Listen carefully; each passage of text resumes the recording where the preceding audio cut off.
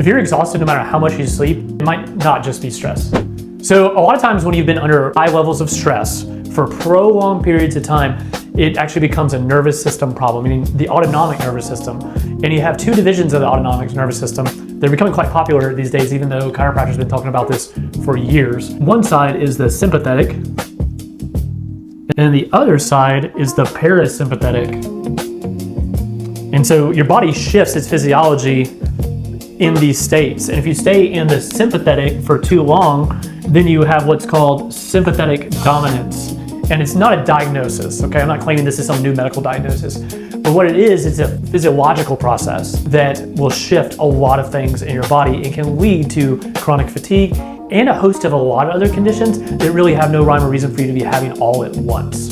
So there's a bunch of different things that could be causing this sympathetic windup, and you need a thorough exam to kind of figure out which ones may be causing your fatigue.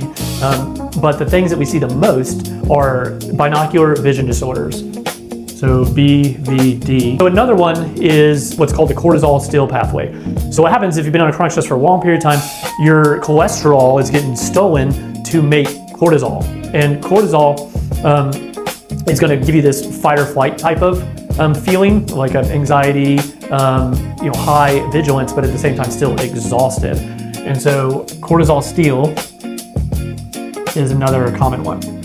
And then one I think a lot of people can relate to that's not really thought about is there's actually a postural mechanism that can happen. And so when you're stressed out, if you were challenged by some life stress, you would flex your pecs, arms forward, and then you would also activate your hip flexors. So it kind of puts you in this posture. And when you do that, it creates this feedback loop into your nervous system because there's a very specific portion of the brainstem called the midbrain that houses all the nuclei for nervous system activation. And so it's this feedback loop of tight pecs,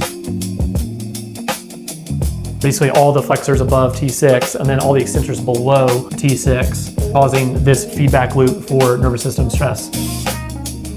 So these are just some of the things that we look for, and if this is something you can relate to, just comment tired.